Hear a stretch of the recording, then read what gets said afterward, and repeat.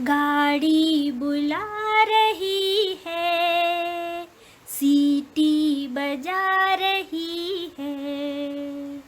गाड़ी बुला रही है, सीटी बजा रही है। चलना ही जिंदगी है, चलती ही जा रही है। नमस्कार। आपको शायद मैंने पहले बताया होगा कि मैं हैदराबाद में रह रहा हूँ, परंतु मेरी यादों में बम्बई की ट्रेन यात्राएं, ट्रेन मतलब लोकल ट्रेन की यात्राएं बसी हुई हैं। और मैं बम्बई के बारे में बहुत सी चीज़ें मिस करता हूँ, मगर उसमें एक बहुत ही इम्पोर्टेंट चीज़ है, और वो है वो समय जो उन लोकल ट्रेन्स में यात्रा करने में बिताया। सच बात तो ये है कि बहुत से दोस्तों ने गणित लगाई है, कैलकुलेशन किया है, और ये बताया है कि हम में से वे लोग जो मलाड वगैरह में रहते थे, वो अपने दिन का 1/6 हिस्सा, यानी कि रफली 16% ऑफ देयर टाइम वो ट्रेन में व्यतीत करते थे। तो साहब, हम भी उनमें से एक थे। हम मलाड में भी रहे हैं, विक्रोली में भी रहे हैं, सायन में भी रहे हैं। तो कभी 16% समय व्यतीत करते थे दिन का, और कभी शायद 13-14%। परंतु ऐसा 10% से ज़्यादा समय तो व्यतीत होता ही था। तो अब सवाल यह है कि ट्रेन में इतने अजीबोगरीब अनुभव हुए हैं। देखिए, बम्बई की ट्रेनों की भीड़ की चर्चा न की जाए, क्योंकि भीड़ बम्बई की ट्रेनों का एक ऐसा हिस्सा है जिसके बारे में हम लोगों ने काफ़ी कुछ सुना, पढ़ा, देखा, लिखा, सब कुछ है। मैं उसकी चर्चा नहीं करना चाहता, परंतु मैं उस बम्बई की ट्रेनों की यात्रा के कुछ मानवीय पक्षों की चर्चा करना चाहता हूँ। यूँ तो हम में से हर एक ने ऐसी यात्राओं में मानवीय पक्षों को देखा है और उनको महसूस भी किया है, परंतु आज आपको कुछ घटनाएं बताऊंगा, जिसमें से एक घटना है। हम लोग मतलब अपने बम्बई प्रवास के काल में, पहले प्रवास में, मैं बम्बई में 3 प्रवासों में रहा हूँ, तो दूसरे प्रवास में मैं फर्स्ट क्लास में ट्रैवल करने लगा, यानी कि मैं सेकंड क्लास से प्रमोट होकर फर्स्ट क्लास में आ गया। वो इसलिए क्योंकि ये पता चला कि साहब, यहाँ से आपको फर्स्ट क्लास में जगह मिल सकती है बैठने की। तो हम लोगों ने कहा ठीक है, उम्र भी थोड़ी बढ़ रही थी और बैठने की जगह मिल जाएगी, ये भी अच्छी बात थी। तो साहब, उस ज़माने में हम सायन में रहा करते थे और हमें ट्रेन पकड़नी होती थी। सायन से पहले हम जाते थे कुर्ला एक ट्रेन में, और वही ट्रेन कुर्ला ट्रेन बनकर वापस सीएसटी जाती थी। तो हम लोग उस ट्रेन में जाते थे। हमारे बहुत से साथी थे जो कि सायन, मतलब वो ट्रेन ऐसी थी कि वो सीएसटी से कुर्ला जाती थी। तो हम लोग क्या करते थे कि सायन के बाद अगला स्टेशन कुर्ला होता था शायद, हाँ। तो हम सायन में बैठ जाते थे और कुर्ला में उसी ट्रेन में बैठे रहते थे, और वो ट्रेन कुर्ला से वापस सीएसटी जाती थी। तो 3-4 मिनट कुर्ला स्टेशन पे रुकना पड़ता था, 2 मिनट कुर्ला जाने में लगता था और 2 मिनट कुर्ला से सायन आने में, यानी कि रफली 10 मिनट का समय ज़्यादा लगता था, मगर बैठने की अच्छी खासी जगह मिल जाती थी। तो साहब, हम उस ट्रेन में जाया करते थे। 9:26 की शायद वो ट्रेन कहलाती थी, और जब हम चूँकि सायन में चढ़ते थे तो 9:21 की ट्रेन पकड़ते थे जो कुर्ला जाने वाली होती थी। खैर छोड़िए, वो ट्रेनों के समय सारणी से कोई लेना देना नहीं। बात यह है कि उस ट्रेन में चूँकि मैं जहाँ जाकर बैठने लगा, तो जब बैठा पहले दिन, तो देखिए, बम्बई के ट्रेन में जो सबसे कलाकारी की बात यह होती है कि आपको अप विंडो मिल जाए। अप विंडो मतलब ये कि वो विंडो सीट जिस पर कि आपको गाड़ी के चलने के समय मुंह पर हवा आए, यानी कि आपका मुंह गाड़ी के इंजन की दिशा में रहे। तो वो बम्बई की लोकल ट्रेन की सबसे कीमती सीटों में से एक सीट होती है। तो ऐसी तो कुछ ही सीटें होती हैं। तो अब विंडो सीट, अब साहब चूंकि हम तो नया नया जाना शुरू किया तो हम नॉर्मली पहले तो किसी भी सीट पर बैठ गए, और जब ट्रेन कुर्ला पहुंचने लगी तो कुर्ला उतरने वाले उतरने लगे और हम जाकर अब विंडो सीट पर बैठ गए। यहाँ पर एक बात और बता दूं कि बम्बई में फर्स्ट क्लास और सेकंड क्लास में फ़र्क ये होता है, एक तो ये कि फर्स्ट क्लास की सीटें में गद्दी लगी होती है और सेकंड क्लास की सीटों में पटरे लगे होते हैं। एक दूसरी बात यह कि फर्स्ट क्लास की सीटों में 3 की सीट पर 3 ही लोग बैठते हैं, सेकंड क्लास की सीटों में 3 की सीट पर 4 लोग और 8 की सीट पर 10 लोग बैठते हैं। तो साहब हम लोग वहाँ पर 3 के सीट पर हम बैठे और हमने अप विंडो सीट ले ली। उसके बाद वहाँ पर लोग आए, तो उसमें जो लोग आए तो मेरी तरफ कुछ ऐसी नज़रों से देखा उन्होंने कि मुझे लगा कि मैंने कुछ गलती की है, बट कोई बात नहीं। बम्बई में इस तरह की छोटी मोटी गलतियाँ, आप अगर आपसे कोई कुछ कहे नहीं तो आप सेंसिटिविटी उतनी बढ़ाने की ज़रूरत नहीं है। अब साहब उन्होंने देखा, होता ये था कि मैं हर दिन जाता था, रेगुलर था ऑफिस में, और मैं हर दिन सीट पर जाकर बैठ जाता था और लगभग वही लोग उस सीट पर आकर बैठते थे। और कालांतर में 4, 6, 10 दिन के बाद गर्दन झुकाकर हेलो होने लगा, फिर नमस्कार होने लगा, फिर बात होने लगी, और धीरे धीरे करके शायद 1 महीने के अंदर उन लोगों से परिचय हो गया। उनको पता चल गया कि मैं बैंक में काम करता हूं, मुझको पता चल गया कि उसमें से एक व्यक्ति की दादर में कपड़े की दुकान है, एक व्यक्ति क्रॉफर्ड मार्केट में घड़ी की दुकान में काम करते हैं, एक साहब किसी दफ्तर में काम करते थे, वगैरह वगैरह, ऐसे चलने लगा। अब साहब दोस्ती हो गई, बातचीत होने लगी। तो बताना ये चाहता हूं कि उसमें से एक सज्जन जो थे वो एक दुकान के मालिक थे। उनकी क्रॉफर्ड मार्केट में स्टेशनरी की दुकान थी। उस स्टेशनरी की दुकान में वो तरह तरह के सामान बेचते होंगे।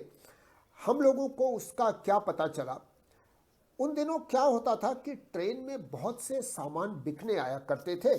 तो उन दिनों एक पेन ऐसा बिकने के लिए आया जो कि 10 रुपए का मिलता था और उस पेन में लाइट जलती थी। तो साहब मतलब आप उस पेन को पकड़िएगा तो उस पेन में ऊपर एक लाइट लगी हुई थी जो कि उस जगह पड़ती जहां पर कि आप लिख रहे होते।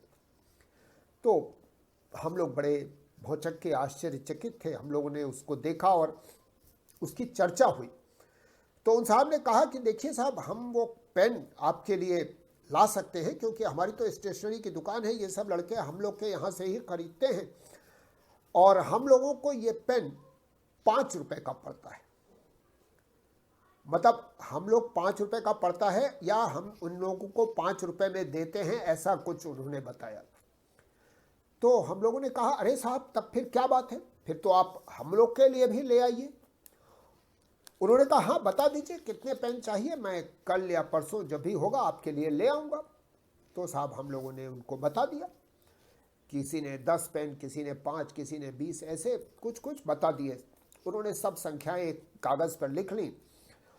उन्होंने कहा देखिए मगर मैं एक बात आपको साफ बता देता हूँ अभी ही, क्योंकि मैं आप लोगों को ये सब पेन 5.5 रुपए में दूंगा। देखिए 5 रुपए तो मेरी कॉस्ट है और मैं जब आपको दूंगा तो उसमें कुछ तो मुझको भी चाहिए।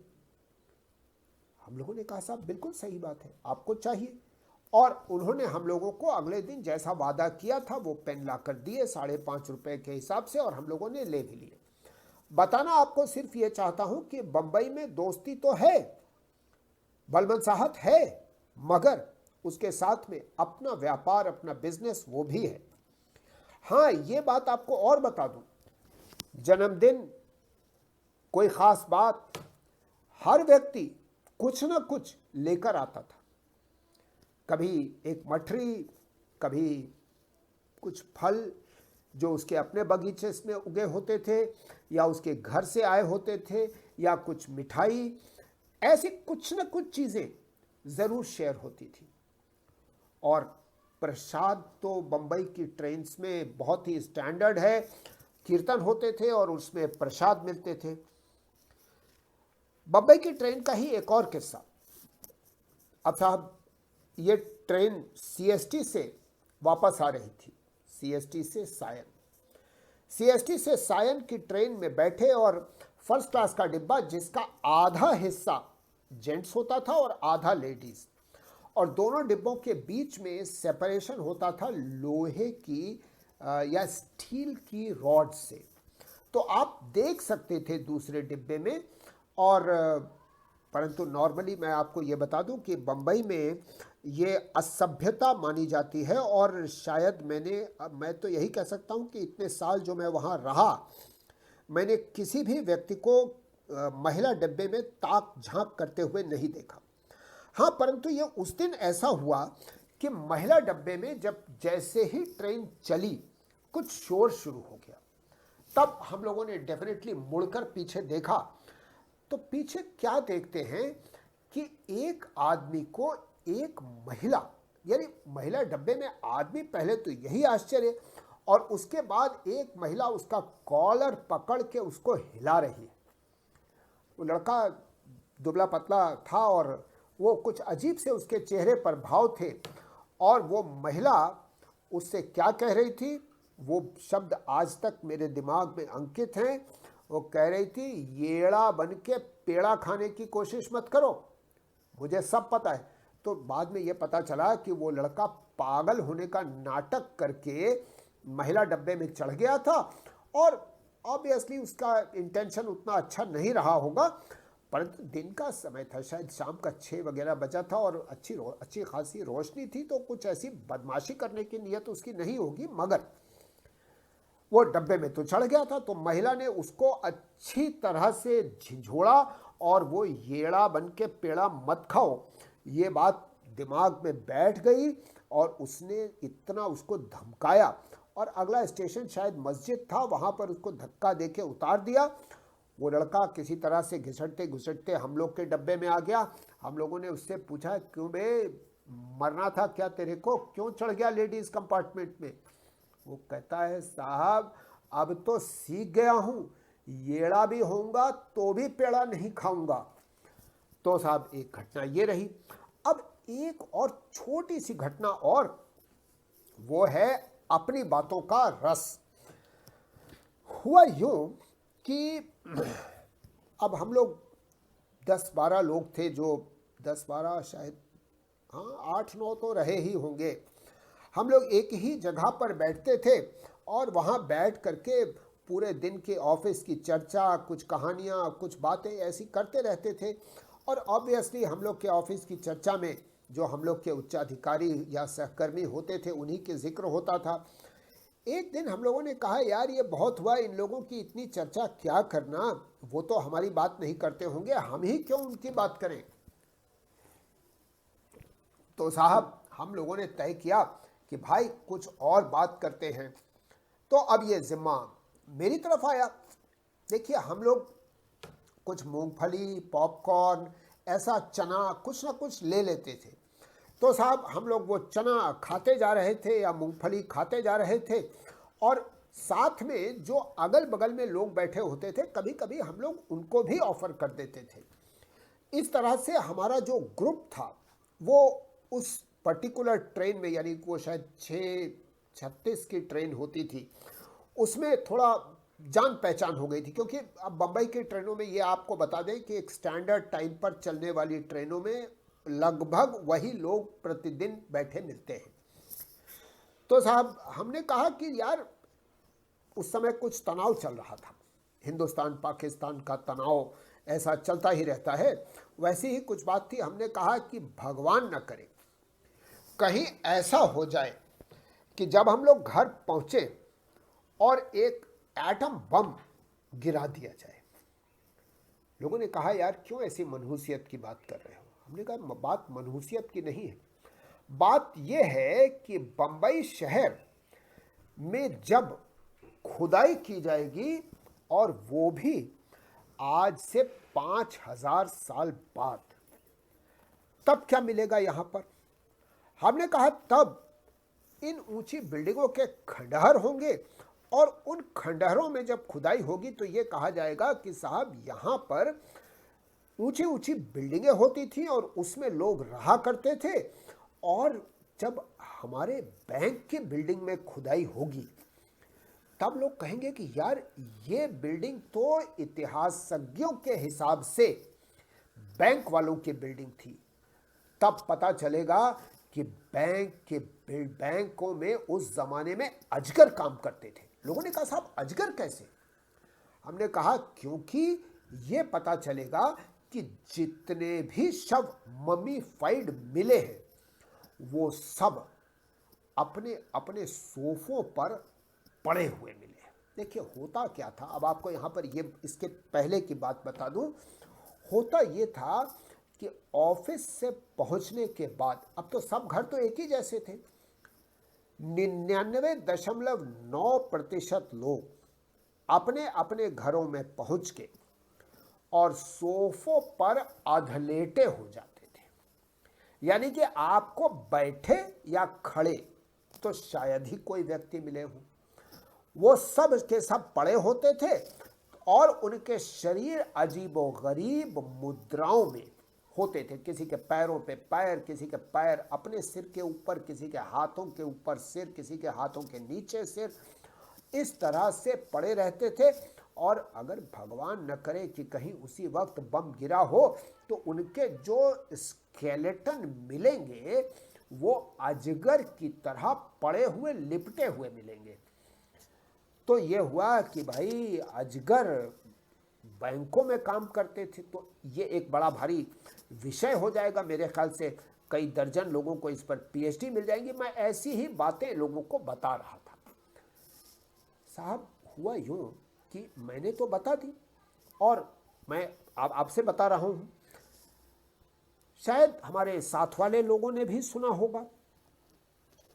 तो 5, 7, 10 दिन बीत गए इस बात को। एक साहब, एक दिन ऐसे ही ट्रेन चल रही थी और एक साहब आए वहाँ पर हमारे पास, मतलब हम लोग के ग्रुप के पास। उन्होंने कहा साहब हमने सुना है कि बैंकों में अजगर काम करते हैं। सब लोगों की निगाहें उनकी तरफ उठ गई कि भाई अजगर क्यों? बोले साहब हमको ये पता चला कि आप लोगों में से किसी एक व्यक्ति ने यह साबित कर दिया कि बैंकों में अजगर काम करते हैं। तो सब लोगों की निगाहें अब मेरी तरफ आ गई। मैंने कहा साहब वो आपने आधी बात सुनी, आधी शायद नहीं सुनी है, तो मैं आपको एक्सप्लेन कर सकता हूँ। बोले अरे नहीं साहब, मैं केवल आपको ही ढूंढ रहा था क्योंकि मैं सचमुच में आपसे ये बताना चाहता था कि बैंकों में अजगर ही काम करते हैं। मैंने कहा बॉस मैं समझा नहीं, आपकी बात नहीं समझ पाया। बोले भैया, अब देखिए उनके शब्दों में आपको बता रहा हूँ। बोले भैया अगर अजगर नहीं काम करते होते तो कुछ तो काम होता। मतलब उनको साहब बैंक से बड़ी शिकायत थी। वो किसी काम के लिए बैंक गए थे और काम उनका नहीं हुआ क्योंकि शायद किसी ने उनका काम नहीं किया। तो उनको तुरंत याद आया अजगर करे न चाकरी, पंछी करे न काम। तो बोले इसलिए आप लोग आज भी अजगर ही हैं। अब साहब हम लोग क्या कहते, अब हालांकि ग्रुप में थे, पुराना ज़माना होता तो शायद न मालूम क्या क्या मुंह से निकल जाता, मगर बैंक वालों के विषय में उनके ऐसे उद्गार हम लोगों को नागवार गुजरे। परंतु पता नहीं सच है झूठ है, ये तो अब आप लोग निर्णय करिएगा। उस वक्त तो हमें निश्चय ही झूठ ही लगे थे। आज कभी कभी लगता है कि शायद सच भी थे, परंतु पता नहीं, मैं इस पे कोई कमेंट या बात नहीं कहना चाहूँगा। तो आज के लिए बस इतना ही और यही बंद करता हूँ। आपने मेरी बातें सुनी, इसके लिए आपका आभारी हूँ। बहुत बहुत धन्यवाद। और फिर बातें करते रहेंगे और आगे कुछ ना कुछ तो बताने को रहेगा ही मेरे पास। फिर मिलेंगे। नमस्कार। गाड़ी बुला रही है, सीटी बजा रही है, गाड़ी बुला रही है, सीटी बजा